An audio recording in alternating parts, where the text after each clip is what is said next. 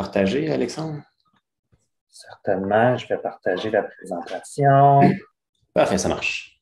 Nous voici. Super. Là, vu que vous êtes nombreux, je ne sais pas s'il y en a qui sont sur SwapCard présentement en même temps. Non, OK. Non. Parce que je vous aurais dit de fermer votre volume SwapCard parce que ça va partir en live et ça ne sera pas nécessairement le fun. Parfait. Donc, moi, je disparais, je le vois, le countdown dans SwapCard, il reste 1 minute 39. Donc, dès qu'on a le go de Jess pour que ça soit vraiment live, ça sera un go pour vous autres. C'est bon? Excellent. Bonne conférence, amusez-vous. Merci. Là, Simon est encore là, moi je ne le vois plus. Oui, il va. Ah, OK, là je le vois. OK, c'est bon. Comme si on a un maximum de 4 images qui apparaissent. Oui, c'est ça. On était 5.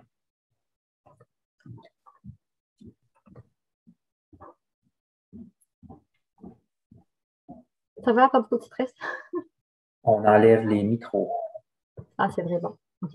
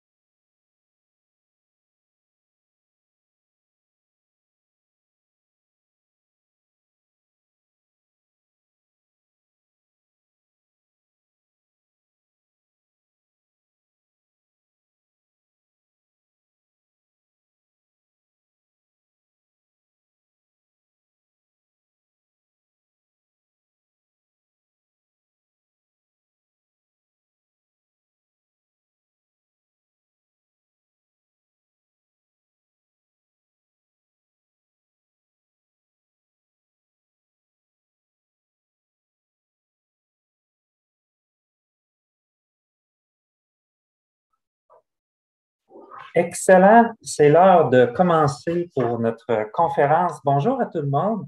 Merci d'être avec nous aujourd'hui. Mon nom est Alexandre Maltais, chargé de portefeuille sectoriel chez IA Groupe Financier. Ça nous fait plaisir d'être avec vous pour partager l'expérience des dernières années sur l'implémentation de l'agilité à l'échelle et ce, aux différents niveaux de notre organisation. Juste pour vous mettre en contexte, à savoir de quoi qu'on parle ici. Vous connaissez l'agilité d'une équipe agile, l'équipe Scrum traditionnelle avec les bénéfices qu'il y en est. Après ça, il y a le mettre au niveau d'un véhicule. À l'intérieur, des fois, on va appeler ça des trains, des véhicules de livraison. Mais il y a aussi le concept de l'agilité à l'échelle au niveau stratégique. Donc, on est vraiment au niveau de notre organisation où est-ce qu'on va prendre les grandes décisions, les grandes orientations. Et notre intention, c'est de prendre les mêmes pratiques qu'on applique au niveau d'une équipe agile, mais on les applique au niveau stratégique et on obtient les mêmes bénéfices qu'on a au niveau de l'agilité. Donc, ça a été pour nous une expérience transformatrice. Ça fait déjà 3 ans qu'on est à l'intérieur de cette démarche-là et on est content de pouvoir partager l'expérience avec vous. De la façon qu'on procède, on se donne environ 30 à 40 minutes pour le volet contenu, où est-ce qu'on va partager le plus qu'on peut notre démarche, nos expériences dans cette démarche-là. Et après ça, on veut interagir avec vous. On a besoin de vos questions, de savoir quelles sont vos préoccupations. À la fin de la conférence, on est ici pour avoir un impact sur vous, sur votre organisation et que vous soyez mieux outillés pour faire un premier pas dans cette direction-là. Donc, s'il vous plaît, interagissez, posez des questions, on veut vous entendre. Ceci étant dit, maintenant, permettez-moi d'y aller avec la présentation et je vais me tourner vers ma collègue Emna. Merci Alexandre. Alors, je suis ravie d'être ici avec vous pour partager notre expérience sur le déploiement de l'agilité à l'échelle jusqu'au sommet d'une organisation. Mon nom est Emna et je suis également chargée de portefeuille sectoriel chez IA Groupe Financier. IA est un leader canadien dans le domaine de l'assurance et la gestion de patrimoine, avec plus de 25 000 représentants et plus de 4 millions de clients répartis à travers le pays. Notre siège social se trouve dans la région de Québec où la plupart de nos développements s'y concrétisent. Aujourd'hui, nous avons le privilège d'être accompagnés de notre vice-présidente exécutive Renée Laflamme, notre premier directeur principal TI, Simon Roy. René, permets-moi de me tourner vers toi pour nous partager notre motivation avec le déploiement d'une gestion de portefeuille stratégique. Merci, Emna. Merci beaucoup et bonjour à vous tous. Alors, ça me fait moi aussi extrêmement plaisir d'être avec vous aujourd'hui. Alors, d'abord, Alexandre l'a mentionné, hein, ça fait plusieurs années qu'on travaille avec des équipes agiles et on est venu à la conclusion, évidemment, qu'il fallait faire travailler plusieurs équipes agiles ensemble. On est un très grand secteur du côté de l'individuel. On a plusieurs initiatives, on a plusieurs projets de transformation. On est dans un marché extrêmement compétitif où est-ce qu'il faut avoir ce qu'on dit souvent en anglais, le time to market. Donc, il faut arriver au marché au bon moment, rapidement. Puis, on est dans l'évolution, évidemment, numérique et la transformation. Donc, pour que nos équipes agiles travaillent bien ensemble, la chose, à mon avis, la plus importante, c'est que tout le monde connaisse bien la vision. C'est quoi la vision de l'organisation? Qu'est-ce qu'on veut accomplir? Et ça, c'est extrêmement important pour permettre à toutes les équipes de s'aligner sur les mêmes objectifs à long terme. Non seulement il faut être en mesure de l'articuler comme il faut, mais il faut aussi être en mesure de la répéter toujours de la même façon et de l'expliquer toujours de la même façon, de sorte que nos gens comprennent qu'est-ce qu'on veut faire, pourquoi on veut le faire et où est-ce que ça nous amène. Cette vision-là qui est partagée nous amène à ensuite un plan stratégique, ensuite à un plan d'action. Et dans ce plan d'action-là, bien, il faut s'entendre sur l'ordre dans lequel on fait les choses. Et ça, c'est un élément important. Exact. Merci, merci René pour cette introduction-là. Bonjour tout le monde. Effectivement, la priorisation, c'est une étape qui est extrêmement importante. En même temps, c'est une étape qui est parfois très difficile à réaliser parce qu'il y a des choix à faire, des choix qui sont des fois déchirants. Parce que qui dit choix dit parfois renoncer à des initiatives qui nous tiennent à cœur et cet aspect-là, ça peut être extrêmement difficile. Donc, dans notre cas, la priorisation, on va clairement venir indiquer aux équipes les choix qu'on a faits, ce qu'on veut qu'ils se réalisent dans le prochain trimestre, mais on va aussi se permettre d'être assez clair et transparent sur ce qu'on a pris la décision de ne pas faire. Et c'est tout aussi important parce que ce qu'on souhaite au terme d'une priorisation, c'est avoir un backlog d'intentions de gestion qui se réaliseront dans le prochain 3 mois. Et on ne veut surtout pas que les équipes se mettent à aller travailler sur des éléments qui n'auraient pas été identifiés dans notre backlog. Pour vous donner un ordre de grandeur, dans notre portefeuille, là, on parle d'un portefeuille de plusieurs dizaines de millions de dollars annuels. Et au sortir de la priorisation, on essaie de s'en tenir à 10 priorités en exécution et 10 priorités en exploration. Donc, c'est quand même relativement concis. Et pourquoi on veut que ce soit très concis? C'est qu'on souhaite donner du focus très clair à tout le monde qui ont à contribuer à l'ensemble de notre portefeuille. Donc, à 10 priorités, vous comprenez que le focus, il est relativement clair. Et ces priorités-là, ben, ils viennent aussi, ça devient des balises très, très importantes pour l'ensemble des équipes de réalisation. Parce que ce qu'on tente de faire, c'est on veut sécuriser à tout prix notre priorité numéro 1. Et quand elle est sécurisée, après ça, ben, on va se permettre de travailler sur la priorité numéro 2, qu'on va sécuriser, qu'on va travailler sur la 3. Donc, on ne veut pas que nos équipes commencent à travailler sur la priorité 10, par exemple, si les 9 priorités précédentes n'ont pas été sécurisés. Je peux vous donner une petite anecdote pour illustrer tout ça. Je suis certain que René va s'en rappeler.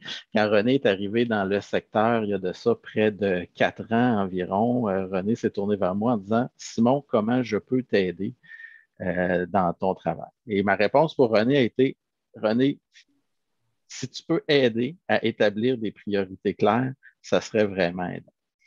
Et René est un peu surpris sur le coup en disant, pourtant, quand je parle à tout le monde, les priorités sont clairement établies et ça semble faire un peu l'unanimité. Et la discussion qu'on a eue à l'époque, ça a été de dire, ben, effectivement, René, mais les priorités sont claires, il y en a 13 et ce sont toutes des priorités numéro 1. Donc, pour des équipes de livraison, autant TI qu'affaires, ça devenait extrêmement difficile de savoir où mettre le focus. Trop de priorités. On avait des sponsors de projets qui étaient insatisfaits parce qu'ils voulaient que leur initiative avance et c'est tout à fait légitime. Mais de par la quantité de priorités qu'on avait, c'était un peu difficile de faire avancer tout ça. Donc, en établissant une priorisation très claire, on vient éviter de tomber dans ce piège. Dernier élément que je mentionnerai au niveau de la priorisation, et ça va faire un lien avec la prochaine étape qui est la planification, c'est que la priorisation, dans la mesure du possible, elle doit se réaliser de manière indépendante de la capacité. Et ça, en soi, ce n'est pas toujours facile à faire, mais vraiment, on choisit les priorités en fonction du contexte d'affaires et non pas en fonction de la capacité qui est disponible. Donc, ça devient vraiment un backlog d'intention qui est priorisé. Et c'est à l'autre étape, celle de la planification, pardonnez-moi le terme anglais, mais c'est là que le reality check va se faire. C'est quand on bascule en planification, typiquement dans notre cas, on organise des PI planning, et c'est là que le reality check va se faire. Dans les PI planning, on veut définitivement créer l'engagement des équipes à livrer, mais c'est aussi là qu'on va s'assurer de gérer de manière appropriée les différentes attentes de nos demandeurs. Donc, il y a tout un dialogue qui vient s'installer entre les équipes de réalisation et les équipes de gestion au moment de la planification. Et dans notre cas, c'est pas rare qu'en milieu de PI planning, les équipes de réalisation viennent nous voir en disant, on a un petit défi, là. Vous nous avez demandé de sécuriser P1, P2, P3. Dans cet ordre-là, on a un défi. Il faut que vous concédiez quelque chose à quelque part, qu'on ralentisse une priorité subséquente pour sécuriser ce top 3-là, ou on a un scénario alternatif qui nous permettrait de sécuriser P1, P2, un petit bout de P3, mais on pourrait aller chercher la valeur de P4. Il y a tout ce dialogue-là qui vient s'installer. Et au final, les décisions se prennent et de manière très solidaire après, de toute l'équipe de direction avec les équipes de réalisation, ben, on vient s'engager sur ce qui sera réalisé dans les 3 prochains mois. Je parle de 3 mois, c'est notre fréquence à laquelle on fait nos PI planning. En même temps, on ne veut pas être dogmatique avec la méthodologie. On veut que notre machine de livraison ait la souplesse de s'adapter, entre autres, à différents événements de marché. On peut se projeter quelques mois en arrière, en mars 2020, début de la pandémie.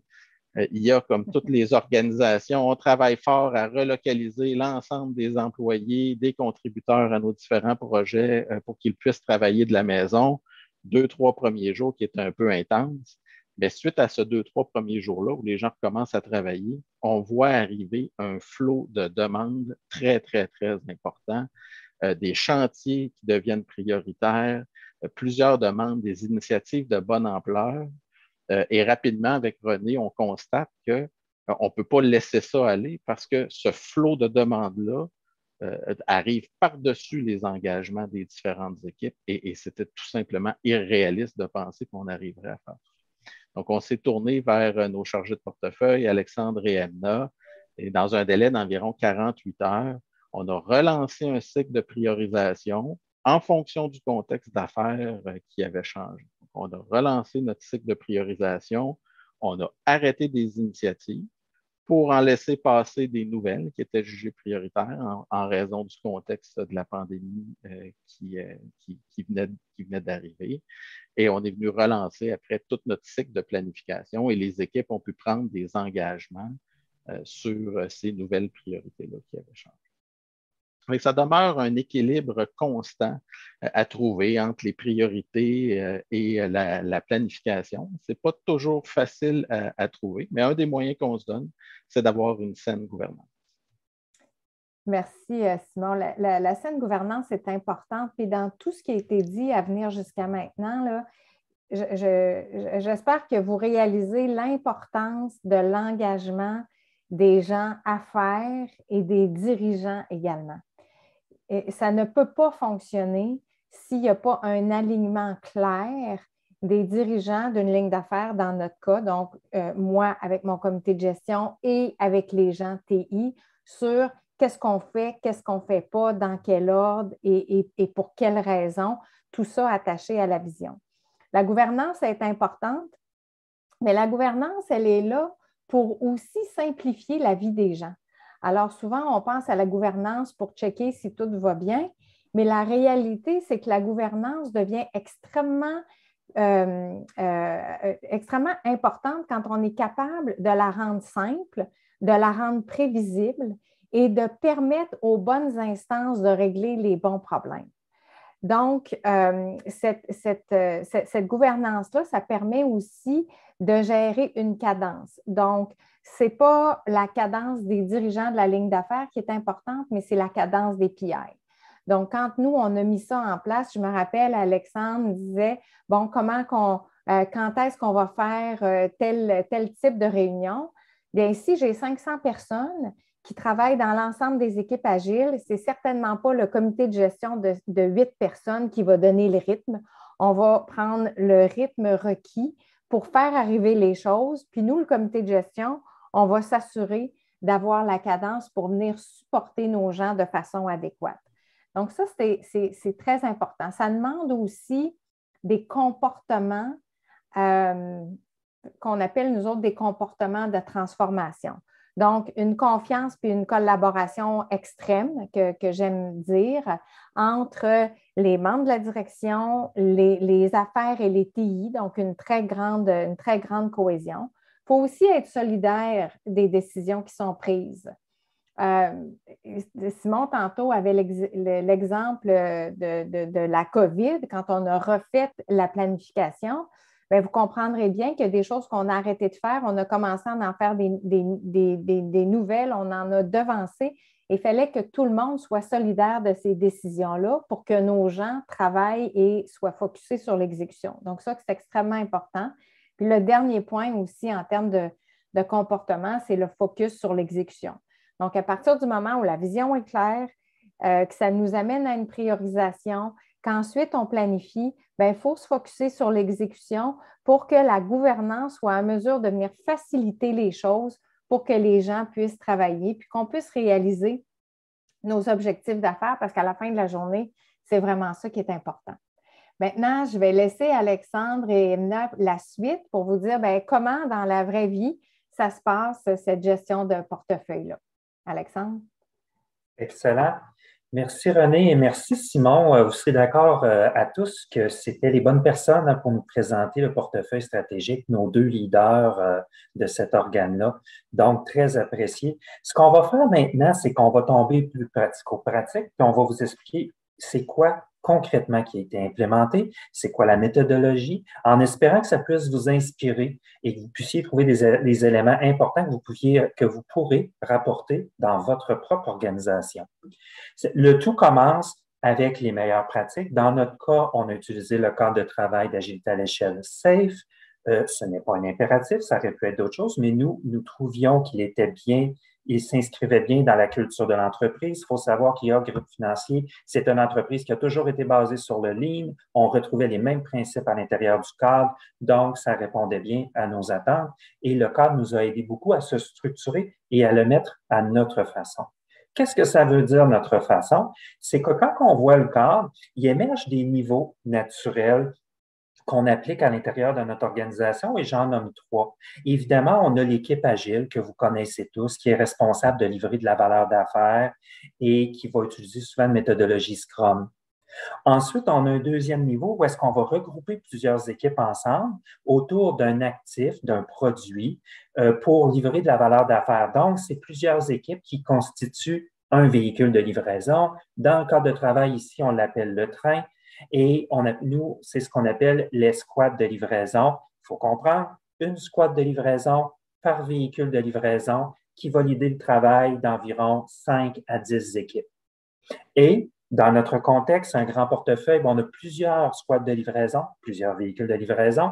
Donc, on a aussi un niveau de la squad stratégique.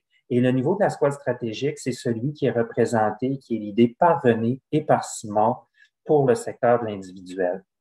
Aujourd'hui, on n'a pas une, mais on a 2 opportunités de partager notre expérience avec vous. Notre focus des 30 prochaines minutes est au niveau de la squad stratégique, où est-ce qu'on va parler du processus de portefeuille qu'on exécute.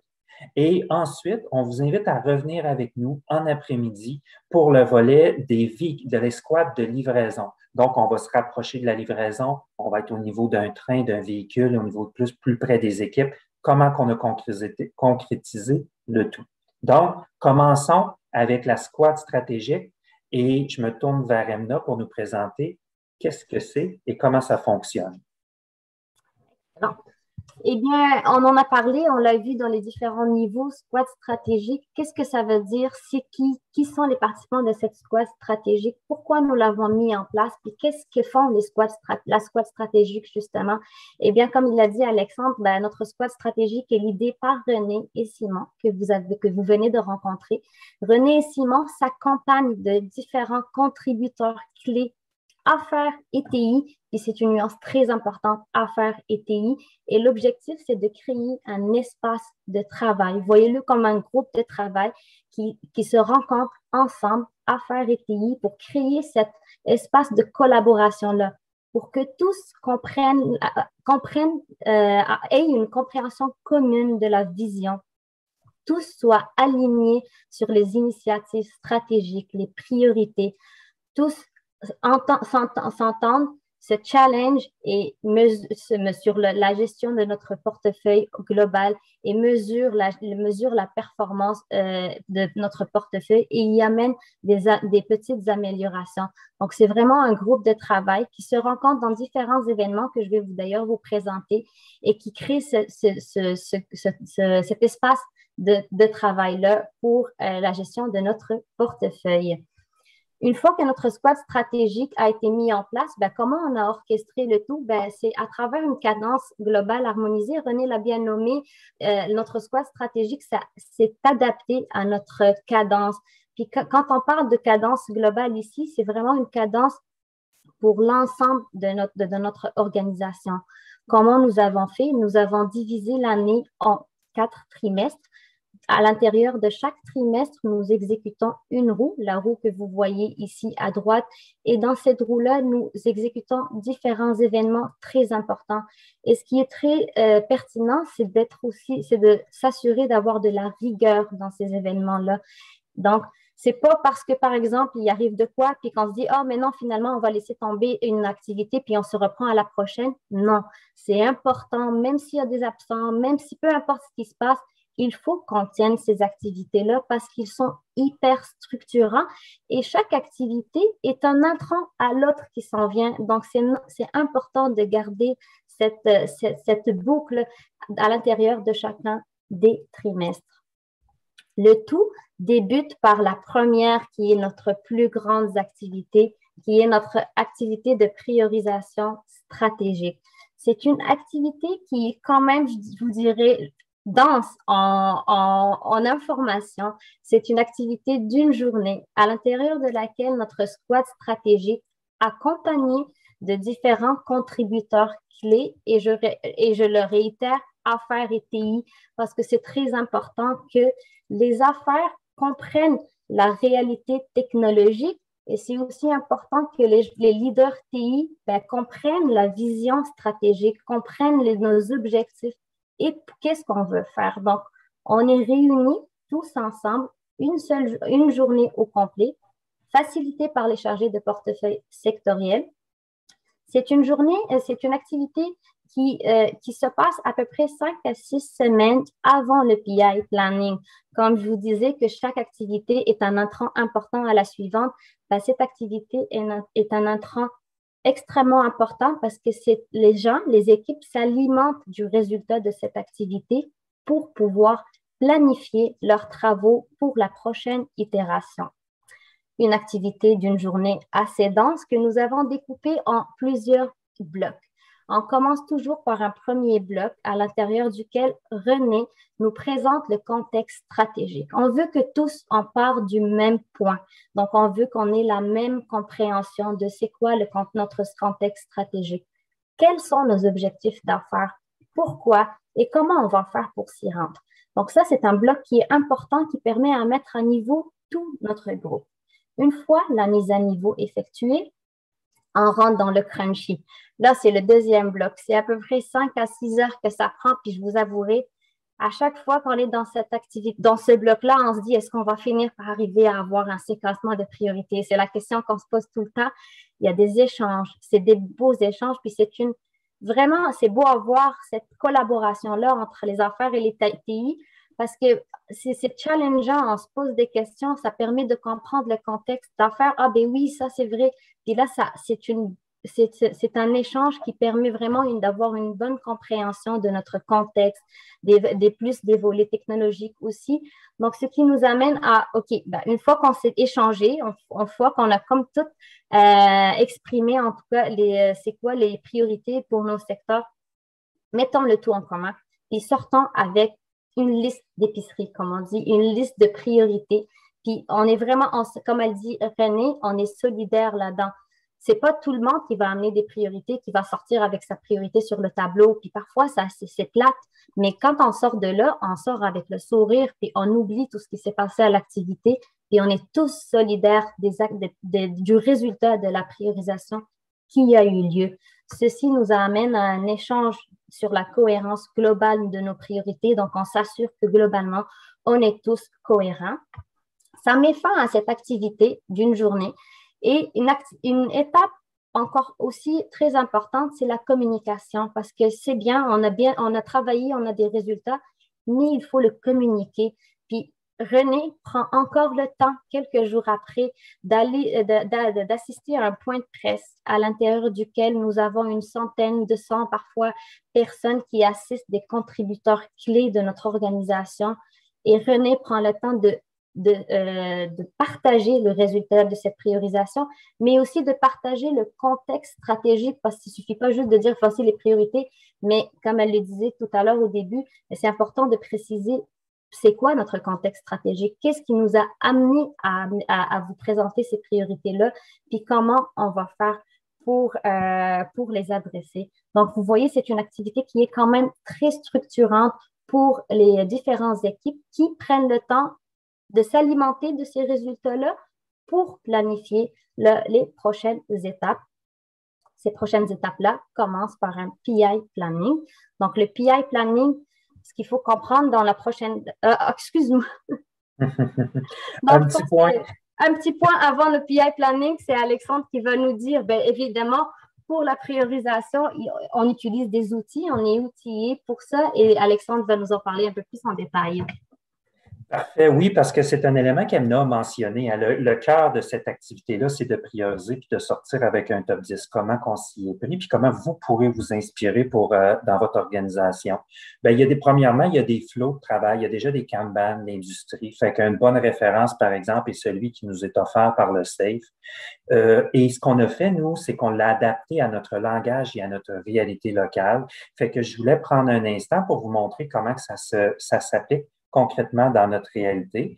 C'est-à-dire que dans notre contexte, on a aussi un flow pour la priorisation et chacune des initiatives va passer à travers différentes étapes.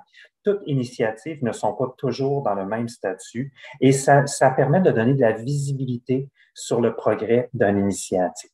On a 3 parties dans ce diagramme-là. On a le volet stratégique qui va nous amener à l'idéation, à l'identification d'initiatives stratégiques, qu'on va vouloir ensuite passer en exploration. L'exploration, c'est quoi dans notre contexte? C'est de prendre une idée d'affaires, une bonne idée, du moins on croit, et de l'approfondir pour s'assurer qu'elle a un bon dossier d'affaires avec. Ce qu'on va utiliser de Lean Business Case, on va bâtir le dossier d'affaires, raffiner le besoin, identifier une première solution technologique, avoir une opinion, et à la fin de l'exploration, on va prendre une deuxième décision pour la passer en exécution, en réalisation. Donc, c'est intéressant de voir ici qu'il n'y a pas un, mais il y a deux priorisations et deux top 10 dans notre activité. Le premier, c'est pour déterminer quelles sont les initiatives qu'on veut explorer, qu'on veut amener à maturité. Et pourquoi qu'on priorise déjà à ce stade-là, c'est que ce sont des ressources clés qui doivent s'y impliquer. Donc, on a une capacité limitée. On veut s'assurer d'explorer les bons dossiers. Donc, on prend le temps de prioriser et ça l'a amené à avoir un top 10 d'exploration. Lorsque l'exploration est complétée, là, une initiative va revenir à la table. Par exemple, va revenir le prochain PI, le trimestre suivant, va revenir à la table et on va le reprioriser à nouveau. Mais cette fois-ci, on va avoir complété l'exploration, on a un Lean Business Case, on comprend les bénéfices qu'on veut aller atteindre et on a un débat, un échange à savoir est-ce qu'on le priorise, oui ou non. Et ça nous permet d'avoir notre deuxième top 10 qui va être communiqué avec les équipes et donc le top 10 de réalisation. Donc, on voulait donner un peu de contexte sur comment on procède pour notre activité de priorisation. Et maintenant serait le bon moment, Emna, pour parler de la prochaine étape du processus. Ah oui, j'étais partie, moi, Alex. Tu sais, quand je parle, là, c'est difficile de m'arrêter. Bon, mais une fois que nous avons nos priorités, nous avons communiqué nos résultats, tout le monde connaît et ça a été vraiment publié à tous nos priorités. Et là, on planifie la prochaine itération. Ce qu'il faut comprendre, c'est que nous n'avons pas un seul PI planning, mais nous avons plusieurs PI planning en même temps. Donc, nous avons 9 véhicules de livraison et chaque véhicule de livraison vive 2 journées de planification simultanée pour l'ensemble de notre organisation. C'est quand même 2 journées très importantes et nous avons essayé aussi d'y insérer des événements pour pouvoir créer cet espace où on pourrait apporter de l'aide aux besoins, aux équipes. On veut sentir que les équipes sentent la présence de la squad de stratégie et sont confiants qu'au besoin, s'il y a besoin de clarté, d'enjeux de priorité, eh bien, ça se passe à la fin de la première journée. Encore là, la squad stratégique se réunit. C'est une activité de 2 heures à peu près en soirée, la première journée du PI Planning. Donc, vous le voyez, c'est plusieurs activités, donc ça prend quand même de la présence et de l'implication, chose que nous avons de la part de notre squad stratégique et on le voit que c'est aidant à chaque événement que nous avons dans notre site. Une activité, 2 heures, les leaders des différents véhicules de livraison, de 9 véhicules de livraison, viennent présenter à notre squad stratégique et les contributeurs clés une première ébauche de leur plan d'action. Donc, ils ont travaillé avec les équipes toute la journée, ils ont établi un plan d'action, ils prennent un moment pour venir le présenter à la squad stratégique. Ils prennent le moment aussi, s'il y a des enjeux, des bloquants, des clarifications à avoir, de les adresser et la squad stratégique est là pour pouvoir les aider, pour pouvoir enlever les roches et ainsi la rivière peut couler et les équipes peuvent repartir confiants et avec les réponses qui en ont besoin pour pouvoir continuer. La deuxième journée, ils repartent avec les clarifications qu'ils ont eues la veille et là, ils continuent de raffiner un peu leur plan d'action. Si aucun changement majeur n'a eu lieu lors de la deuxième journée, on envoie juste une communication écrite à notre squad stratégique pour leur confirmer que le plan d'action qui leur a été présenté la veille tient encore la route, puis c'est sur lequel on va se fier pour notre PI Planning. Si des changements majeurs ont à avoir lieu, eh bien, notre squad stratégique revient encore une fois et se rencontre et on leur représente. Les mêmes leaders qui sont présentés la veille retournent voir la squad stratégique et représentent à nouveau le plan d'action. Donc, vous voyez, notre squad stratégique est là pour aider les équipes à pouvoir avancer et amener de la clarté pour qu'ils puissent planifier un plan réaliste parce qu'on ne veut pas présenter un plan et leur faire vendre des choses qui ne vont peut-être pas arriver. Là, on veut avoir un vote de confiance aussi sur les engagements en fait, parce qu'on peut bien vous présenter un plan d'action avec un vote d'engagement de 2 qui, bon, on n'est pas très confiant. Donc, on est quand même, on veut des plans d'action, on nous présente des plans d'action réalistes avec un vote de confiance. Donc, l'équipe, elle est quand même à 4 points, par exemple, 4,9, confiante que le plan qu'elle vous présente va être concrétisé. Donc, ça amène de la confiance. Et là, la squad stratégique, elle laisse les équipes aller. Puis là, c'est là que les équipes vont prendre le temps de réaliser leurs différents travaux à l'intérieur de leur PI. C'est bien beau de partir avec une planification, mais on veut aussi prendre un moment, vous le voyez, après 2 sprints, comment est-ce qu'on se sent? Les équipes, est-ce qu'ils ont rencontré des nouveaux enjeux qui ont fait en sorte qu'ils ont peut-être dû changer de cap, changer de plan d'action? Encore une fois, c'est avec notre squad stratégique que ça se passe.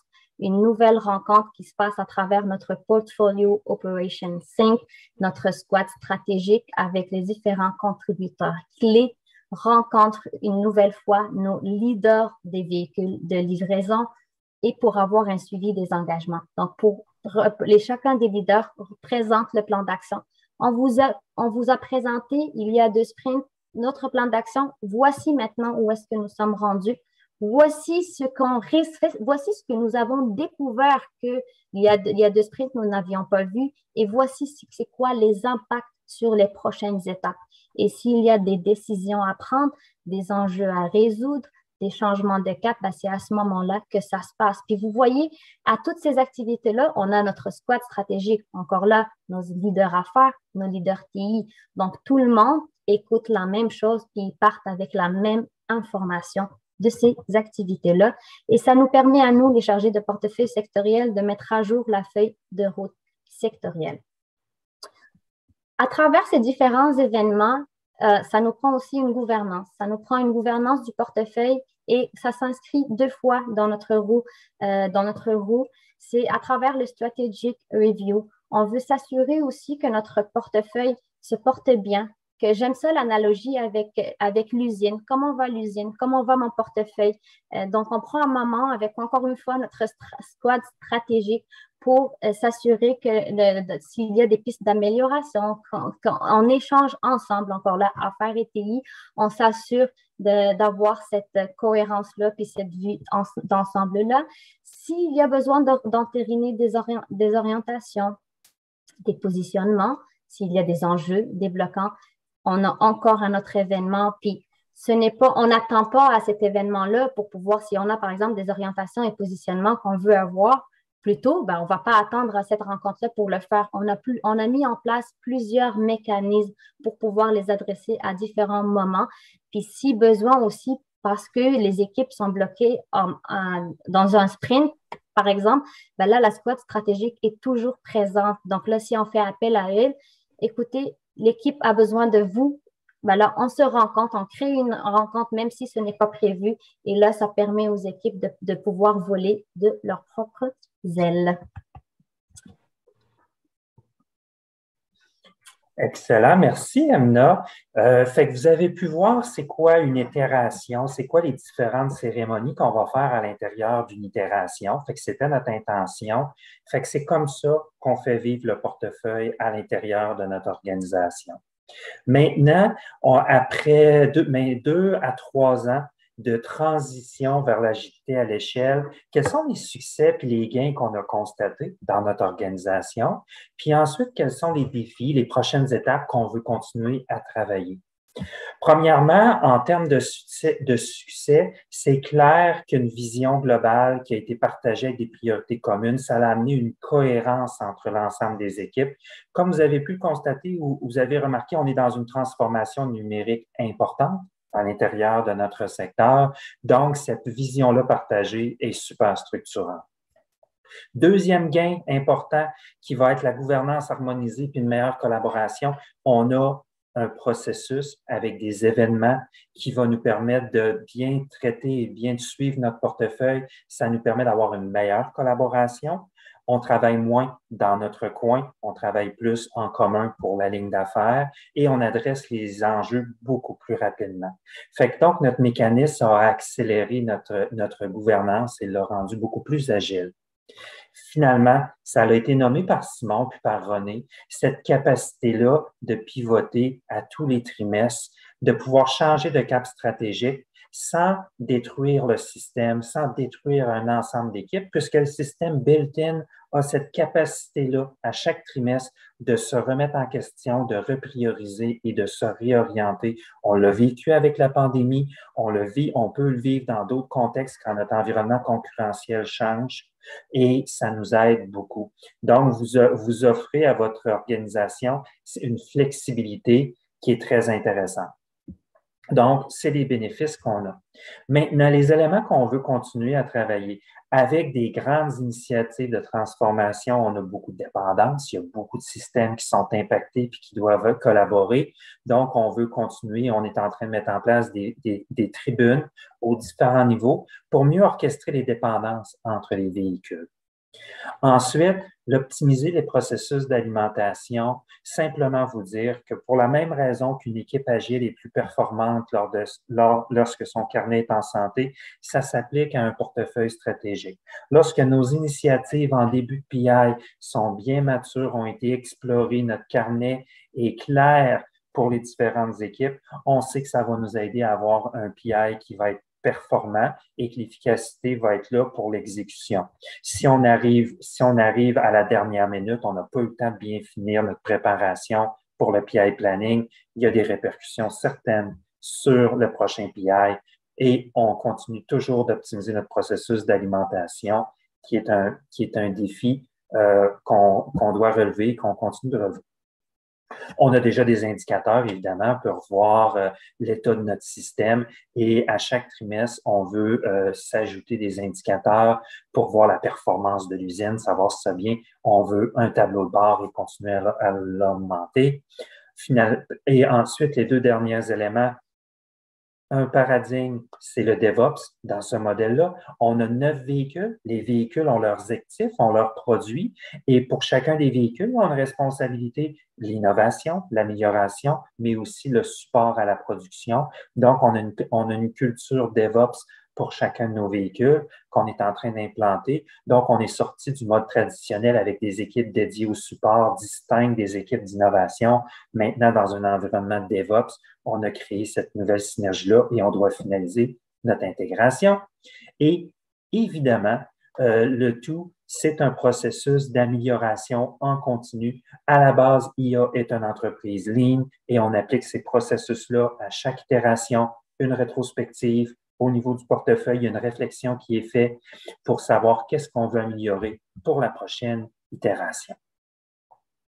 C'est complet pour les résultats obtenus. Emna, je retournerai vers toi. Merci Alexandre. Nous vous avons partagé nos réussites, nous vous avons partagé les défis qui restent après pour nous dans le futur. Eh bien, on aimerait vous partager des conseils pour vous, pour une implémentation réussite chez vous. Donc, le premier point important, et vous l'avez vu, je pense, à travers les différents événements, eh bien, il faut que vous ayez un engagement fort de la haute gestion parce que ce n'est pas rien, c'est beaucoup de temps, c'est une grande implication. Donc, il faut que la haute gestion s'implique, ait confiance, puis vous supporte et vous soutienne dans cette démarche. C'est essentiel pour une implémentation réussie. Le deuxième point, c'est ne pas attendre. Osez vous lancer. C'est pas grave si vous n'avez pas la recette parfaite. C'est pas grave. Lancez-vous pareil. Puis vous allez voir, c'est qu'en vous lançant, vous allez certainement vous tromper. Soyez indulgents envers vous et apprenez de vos erreurs, puis améliorez-vous en continu. Le plus dur, c'est de se lancer. Donc, osez vous lancer, même si vous n'avez pas toute réponse à vos questions. Un autre point important dont René a parlé au début, c'est de promouvoir un leadership agile. C'est important. On a plusieurs espaces de collaboration entre affaires, TI. C'est important d'avoir un bon mindset, le mindset de leader. On fait confiance à nos équipes. On est là on n'est pas là pour se challenger, pour avoir un gagnant et un perdant. On est là pour ensemble regarder dans la bonne direction et dans la même direction. Donc, c'est important de se soutenir, de se faire confiance et d'avoir ce mindset positif-là pour pouvoir avancer tous ensemble. On a bien vouloir aussi bien tous lire et tout et bien apprendre, mais c'est important de s'accompagner de professionnels expérimentés. Sachez que c'est important pour vous que ça soit le cas à tous les niveaux. Donc, que cela soit au niveau des équipes jusqu'à la haute gestion, en passant par vos chers chargés de portefeuille sectoriels. Tout le monde doit être accompagné de professionnels expérimentés à tous les jours pour pouvoir apprendre et pouvoir mieux implémenter le modèle. S'inspirer des meilleures pratiques, oui, c'est toujours le fun de ne pas partir à zéro, de ne pas partir d'une page blanche, on aime ça, mais n'hésitez pas, il faut que le modèle vous parle, il faut que ça réponde à vos besoins, donc n'hésitez pas à l'adapter à votre réalité locale, c'est une clé très importante de succès. Enfin, un point et non le moindre, disons, c'est que la capacité doit être au service des priorités. Prenez le temps de prioriser selon votre contexte stratégique, selon vos objectifs d'affaires. Prenez vraiment le moment de prioriser vraiment selon votre vision. Une fois vos priorités établies, c'est dans un exercice qui vient après que vous allez voir comment vous allez adapter vos capacités à vos priorités et non pas l'inverse.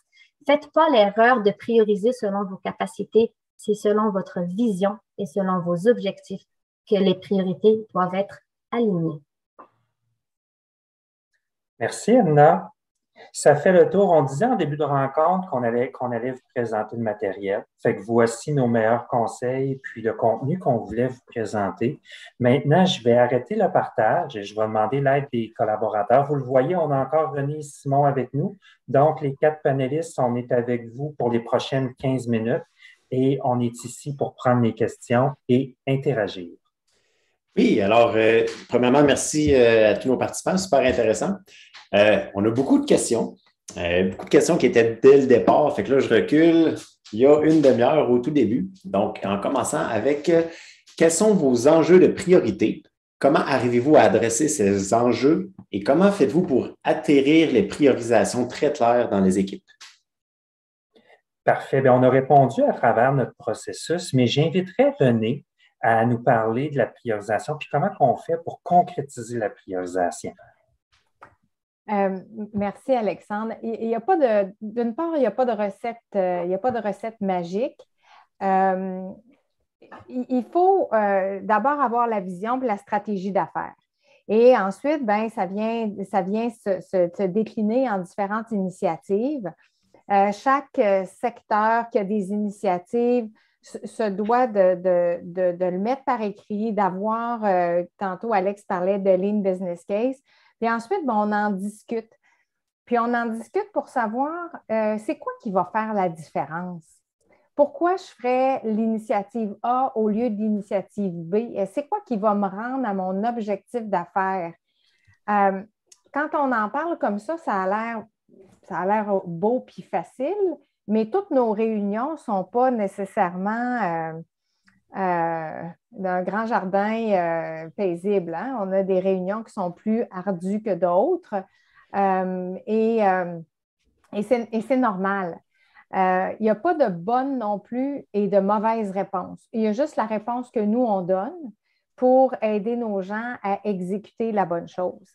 Alors, on a décidé de faire l'activité ou l'initiative A avant l'initiative B. Si on avait fait l'inverse, est-ce que ça aurait été une mauvaise réponse? Probablement pas. Mais on a un consensus basé sur voici, on fait A, B, C, D. Je pense aussi que ça prend un message très clair. Alors, moi, j'ai une ligne que je dis, puis Alex, des fois, il me dit de la répéter, mais c'est criminel de travailler sur quelque chose qui n'a pas été priorisé parce qu'on n'a pas le temps puis nos ressources sont limitées. Donc, quand les gens comprennent ça, bien, ça nous amène clairement à tenter d'arriver ensemble à une priorité pour être sûr qu'on travaille sur les bonnes affaires. Alors, j'espère que je réponds un peu, là, mais c'est pas... c'est probablement l'exercice le plus difficile. Puis nous, comme dirigeants, on n'a pas le droit de laisser cet exercice difficile-là à nos employés. Il faut le prendre en charge. Merci, René. Je mentionnais juste rapidement, il y a beaucoup de questions. Je vous laisse décider si vous voulez répondre plus rapidement pour faire toutes les questions ou moins rapidement pour vraiment bien répondre aux questions. En même temps, je ne suis pas sûr qu'on va avoir le temps de toutes les passer, mais vous pouvez toujours aller dans Swapcard et relire les questions ou répondre par le chat. C'est toujours quelque chose de possible, même après la conférence. Donc, je continue. Quand est-ce qu'on définit qu'une priorité est sécurisée avant de pouvoir passer à la priorité suivante? Parfait. Puis ça, je vais l'apprendre de ce côté-là. Le concept d'une priorité sécurisée, c'est qu'on va tomber dans l'exercice de planification qui est, comme Emna nous présentait, subséquent. On priorise dans un premier temps. La planification va venir dans un second temps. Ce qu'on va faire, c'est qu'on va tenter de sécuriser, on va viser à sécuriser la priorité numéro 1. Qu'est-ce que ça veut dire? Ça veut dire que pour la prochaine itération, on a assigné toutes les ressources qu'on trouvait adéquates pour nous permettre d'atteindre le progrès de l'initiative numéro 1. Fait que donc, dans l'activité de planification, on regarde la P1, quels sont les essentiels, on y associe, on y assigne les ressources, donc on les descend dans les bons trains, dans les bons véhicules de livraison. Et après ça, on est satisfait de notre plan de match pour la P1.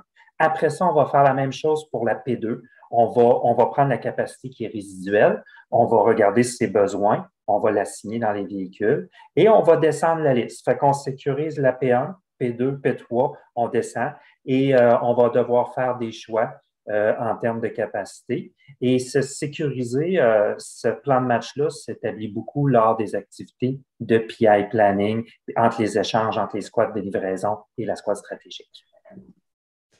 Merci. Une pas facile. Comment gérez-vous les attentes de vos clients? Oh, je crois que je dois revenir à René pour parler de celle-là. Les attentes de nos clients, d'abord, il faut les connaître, les attentes de nos clients. Puis là, quand on dit le mot client, pour moi, un client, c'est un client. Donc, c'est vraiment mon client ultime. Donc, dans l'ensemble des choses qu'on a à travailler, on a nos clients, on a nos conseillers. Donc, c'est quoi les attentes de mes clients? Qu'est-ce qu'il veut avoir? Comment je peux le satisfaire? Puis là, ça part de la vision stratégique.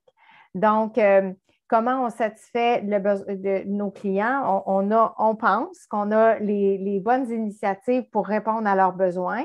Puis, dans un processus qui est complètement à part, on fait, nous, chez IA, ce qu'on appelle le Net Promoter Score, où est-ce qu'on vient sonder nos clients à savoir est-ce qu'ils nous recommanderaient. On sonde aussi nos conseillers. Donc, on a un retour sur les éléments de développement qu'on a fait à travers ce sondage-là. Merci. Prochaine question. Est-ce que les top 10 sont choisis en concurrence entre tous les volets d'affaires chez IA? Je crois que je me tournerai vers Simon pour celle-là. Oui, c'est une excellente question. On tend vers ça. Pour le moment, ce n'est pas encore tout à fait le cas. Et depuis le début de la présentation, on se parle d'un top 10 à faire. Il faut comprendre qu'il y a autant dans ça des priorités qui arrivent parfois des TI également. On peut penser à des chantiers de désuétude, on peut penser à différents éléments qui doivent être pris en considération. Et pour le moment, on le fait à l'échelle de la ligne d'affaires. Mais il y a différents travaux en cours pour pousser encore plus loin et amener cette agilité-là à l'échelle au niveau de l'organisation. Mais pour le moment, ce n'est pas implanté. Par contre, René parlait tout à l'heure que la vision et son ambition, elle est profondément ancrée dans l'ambition de l'organisation. Et il y a quand même un alignement qui se crée, même si notre cadre SAFE n'est pas déployé à tous les niveaux dans l'organisation à ce jour. Merci. Est-ce des équipes de réalisation dédiées à une portée et projet? Je me tournerai vers toi, Emna, pour répondre à ça. Le projet versus produit. En fait, non, ce n'est pas vraiment c'est des équipes. On a différents véhicules de livraison, puis on a essayé de ne pas justement dédier une équipe spécifique. On a donc différents véhicules de livraison, que certains véhicules de livraison sont propriétaires d'actifs, TI. Donc là, puis là, pour chacun des véhicules de livraison, ben, il y a des différentes priorités, donc différents produits que chacun des véhicules va prendre. Puis c'est sûr que parfois, il va y avoir un véhicule de livraison qui va avoir détenir la majorité de l'actif. Donc, c'est sûr que la priorité, par exemple, qui touche telle priorité A va aller dans ce véhicule-là. Puis on essaie de répartir là, à travers nos différents véhicules de livraison. Merci. Quels sont vos enjeux de priorisation? Comment adressez-vous ces enjeux? Les enjeux. Je peux peut-être y aller, Alexandre. Oui. Je pense que René y a touché un petit peu tout à l'heure. C'était similaire. Il n'y a pas de magie, hein? Et le nerf de la guerre, c'est de la discussion. Comme René disait, il y a des séances de priorisation qui sont plus difficiles que d'autres. Il y en a, quand on arrive pour un trimestre, c'est relativement clair qu'est-ce qu'on a à faire. Il n'y a pas de magie, c'est une discussion, c'est un équilibre constant entre nos chantiers porteurs de bénéfices sur long terme versus les objectifs qu'on peut avoir à court terme. C'est un dialogue qui est constant, qui va varier d'un trimestre à l'autre. Et il n'y a pas de magie, ça passe par des discussions. Je pense que la transparence, on a parlé de confiance, transparence, collaboration. C'est là les clés pour parvenir au consensus, parce qu'ultimement, c'est ce qui est important, c'est le consensus pour donner le focus et l'alignement nécessaire à une exécution performante. Comment considérer les priorités de l'organisation qui impactent la ligne d'affaires versus les priorités d'affaires de la ligne d'affaires? Bien, ici, je crois que René, je devrais revenir vers toi. Merci. Puis, je suis certaine que Simon pourra compléter aussi, hein, parce qu'on va avoir des priorités d'affaires dans la ligne d'affaires, puis il va y avoir des choses qui vont nous arriver du point de vue corpo, qui sont peut-être purement TI. Hein, il y a des choses qu'on voit arriver. Il y a des choses aussi qui sont des priorités corporatives qui ne sont pas nécessairement purement TI. Puis là, bien, il s'agit de mettre ça dans la balance pour aller chercher le bon équilibre. Ce qu'il faut comprendre aussi, c'est que bien que, comme Simon l'a dit, d'un point de vue corporatif, on n'est pas safe à l'échelle de toute l'organisation, mais on a tout de même un bureau de projet où est-ce qu'on a une visibilité sur les grands éléments, les grands projets stratégiques. Donc, chez nous, pour donner un exemple très concret, tout le monde sait qu'on a le projet Modernia qui est très important pour la modernisation du back-office. Bien, c'est connu à travers l'organisation au complet, de sorte qu'on n'aura pas d'éléments qui vont nous arriver du champ gauche, là, comme je dis des fois, pour venir compromettre des éléments qui sont hautement stratégiques et importants, pas juste pour la ligne d'affaires. Donc, il y a cette instance-là aussi qui vient donner de la visibilité. Je peux peut-être compléter, parce qu'effectivement, il y a des éléments. Ce qu'on tente de faire, c'est dans nos exercices de priorisation, d'amener en visibilité ces éléments-là. Donc, il arrive des fois des chantiers, ça peut être initié par un autre secteur, comme la comptabilité, par exemple, qui doit faire évoluer des choses de son côté. Ça impacte la ligne d'affaires. Bien, on va s'assurer d'amener ces éléments-là en visibilité dans la priorisation pour qu'on puisse donner encore là un focus très clair aux équipes. Merci, on continue. Reste pour en temps. Est-ce que les équipes sont protégées? Les équipes de projet sont protégées ou travaillent-elles également sur les opérations? Non, elles ne sont pas protégées. Hein. C'est un concept qui vient avec le DevOps. C'est qu'on assume l'entièreté de la responsabilité d'un actif. Donc, ici, ce n'est pas des trains de projet. Elle nous a montré, c'est des trains qui vont être responsables des actifs, souvent des actifs technologiques. Et l'actif technologique vient avec du support et de l'innovation, donc des projets et de l'entretien. Et c'est le même véhicule qui est responsable de l'adresser. Ce qu'un véhicule va faire habituellement, évidemment, va gérer les urgences de production en premier. C'est un impératif. On garde les lumières allumées. Mais en général, chacun des véhicules va tenter de distribuer sa capacité lors du trimestre entre les différentes catégories. Donc, il va y avoir un certain pourcentage qui est réservé pour le support, pour les imprévus, et il y a un certain pourcentage qui va être réservé pour le volet plus innovation et projet. J'aimerais juste ajouter un élément là-dessus. il y en a des gens d'affaires dans nos équipes agiles. Ces gens d'affaires-là ne font pas d'opération. Alors, je pense que le mot opération là, peut vouloir dire quelque chose de différent, dépendamment si on est au TI ou si on est du côté des affaires. Mais quelqu'un qui est dédié, qui est dans une équipe agile, ne fera pas des règlements de réclamation en même temps. Donc, les gens sont dédiés dans une équipe, mais comme Alex dit, à l'intérieur de l'équipe agile, il y a différentes fonctions. Merci. Avec quel outil virtuel faites-vous vos PI? Sur quel outil faites-vous le suivi de la feuille de route? Emna, est-ce que je peux me tourner vers toi? Oui, alors on utilise beaucoup Linkit. Donc, c'est un outil qui est quand même utilisé à différents niveaux. Donc, on utilise Linkit lors de notre activité de priorisation. Donc, c'est un tableau qu'on fait vivre et qu'on fait évoluer tout le long de l'année et à différentes activités. C'est vraiment le tableau qu'on partage avec notre groupe, là, puis on joue avec les cartes, puis c'est vraiment interactif, très ludique. Puis aussi, les équipes utilisent Linkit pour leur PI planning, donc pour les différentes planifications. Puis je sais que différentes équipes, après, dans la réalisation, eux, ils vont plus utiliser TFS là, dans leur développement et dans la réalisation et l'exécution. Mais pour tout ce qui est planification, c'est vraiment Linkit, l'outil que nous utilisons, qui est d'ailleurs facile d'utilisation, puis très fluide.